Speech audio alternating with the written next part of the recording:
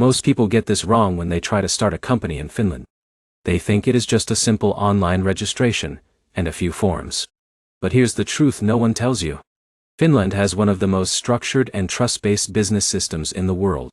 And if you misunderstand even one step, your company registration can get delayed, rejected, or placed under extra tax scrutiny from day one. Now imagine this. You are like Alex, a software developer from India, or Emma, a freelancer from the US. You want to build a company in Finland because of its stable economy, strong digital infrastructure, and access to the EU market. Everything looks attractive. But when you actually start the process, you see legal terms, capital requirements, tax registration rules, and digital systems like UTJ and PRH. Suddenly it feels overwhelming. In this guide, I will break everything down step by step so you understand exactly how to start a company in Finland in 2026. No confusion, no legal jargon, just a clear roadmap from idea to fully registered business. And stay with me, because in a minute I'll show you the easiest company structure in Finland that most foreigners use to avoid unnecessary capital stress and legal complexity. Let's start from the very beginning. If you want to start a company in Finland, the first decision you must make is your company type. This is not optional. It defines your taxes, liability, and how fast you can start operating. In Finland, the most common business structures are sole trader, known as Tuminimi, and limited liability company, known as osakeyhtiö or OA.io. Now here's where most beginners make mistakes. They choose based on simplicity instead of long-term goals. A sole trader structure is easy to start.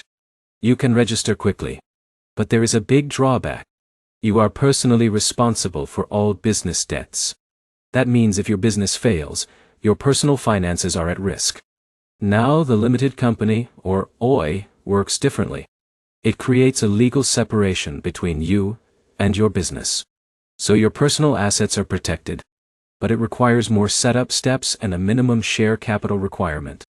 In Finland, the great news is that the minimum share capital requirement for private limited companies has been removed.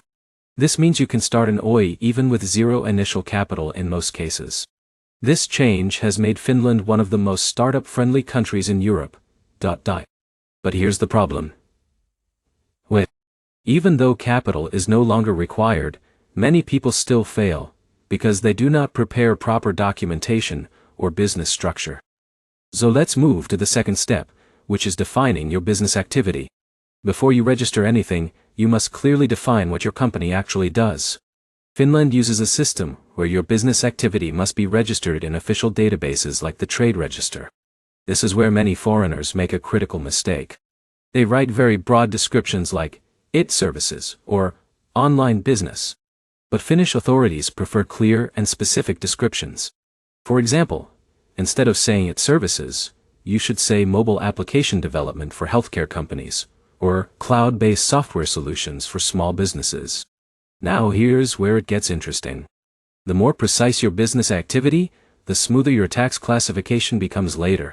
And it also improves your chances of opening a business bank account without delays. Next comes the official registration process. In Finland, company registration is handled through the Finnish Patent and Registration Office and the ITJ system. This is the joint business information system where you register your company, tax details and trade register information in one place. You will create your company name, choose your structure, define your business activity, and submit your application online. Now here's the key detail many people miss. Your company name must be unique and not confusingly similar to existing businesses in Finland. If it is too similar, your application can be rejected. So before applying, always check name availability through the official business registry search. Now let's talk about identification. Finland uses a strong digital identity system called Suomi-Fi identification. This is used for all official business services, taxes, and government communication. If you are a foreign entrepreneur, getting access to this system can be slightly more complex. You may need Finnish personal identity code or alternative verification depending on your residency status. But here's the solution. Many non-residents start their company using authorized service providers or local representatives who help complete initial registration steps. Now once your company is registered, you receive your business ID, known as Y-Tunnus. This is the most important number for your company. It is your official identity in Finland's business system. You will use it for invoicing, taxes, banking, and contracts. But don't relax yet, because this next step is where most beginners face delays. Tax registration, don't. In Finland, corporate taxation is straightforward. The corporate tax rate is 20%. But you must register properly with the Finnish tax administration, known as Vero. You will need to register for prepayment tax, VAT if applicable, and employer contributions if you plan to hire staff.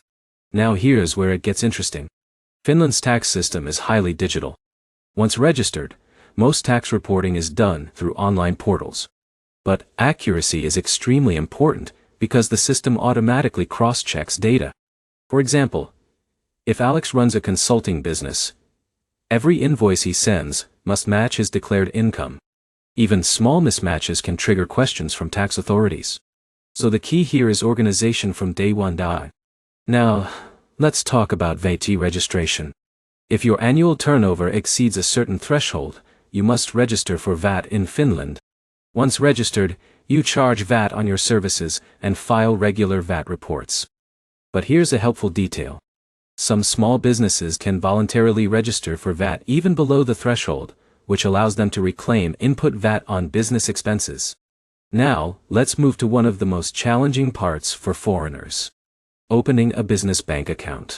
In Finland, banks are strict due to EU financial regulations and anti-money laundering rules.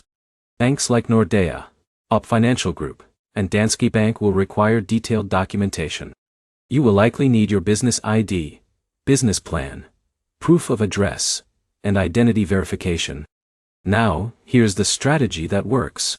If your business activity is clearly defined, your registration is complete, and you show real operational intent, like contracts or client discussions, approval becomes much easier. Banks in Finland prioritize transparency and legitimacy over speed. Now let's talk about ongoing compliance, because this is where many new entrepreneurs underestimate responsibility. Every company in Finland must maintain accounting records and submit annual financial statements. Even if your business has no activity, reporting is still required. This is not optional. It is part of maintaining your business ID in good standing. So most companies use accounting software or hire a local accountant to ensure compliance. Now let's look at hiring employees. Finland has strong labor laws and a highly skilled workforce. If you hire employees, you must register as an employer, manage payroll taxes, and contribute to social security systems. But here's the benefit. Finland's workforce is highly educated, especially in tech, engineering, and research fields. This makes it attractive for scaling businesses. Now let's put everything together with a real example. Imagine Sarah from the US wants to start a digital marketing agency in Finland. She chooses a limited company structure. She defines her business activity clearly as digital marketing services for European startups. She registers through YITCHE. She receives her business ID. She registers for taxes with Vero. She opens a business bank account. She starts invoicing clients and later hires a remote team. Within a few months she has a fully operational EU-based company with access to the European market. But if she had chosen a vague business description or skipped tax registration steps, she would have faced delays and compliance issues. That is why structure matters more than speed. Now let's quickly summarize what you need to remember. Starting a company in Finland in 2026 is simple if you follow the right steps. Choose your structure carefully. Define your business clearly. Register through the YITJ system. Get your business ID. Register for taxes. Open a bank account. And maintain ongoing compliance. Finland rewards clarity, transparency, and organization. If you follow the system correctly, it becomes one of the smoothest countries in Europe to operate a business. But if you rush or skip steps, even a great business idea can face unnecessary friction. So take your time, build it properly, and treat your company as a long-term asset. If this guide helped you understand the process clearly, like the video, leave a comment with your business idea, and subscribe for more step-by-step global business guides. Because next, I will show you how to legally reduce taxes when running a company across multiple EU countries, and that is something you definitely don't want to miss.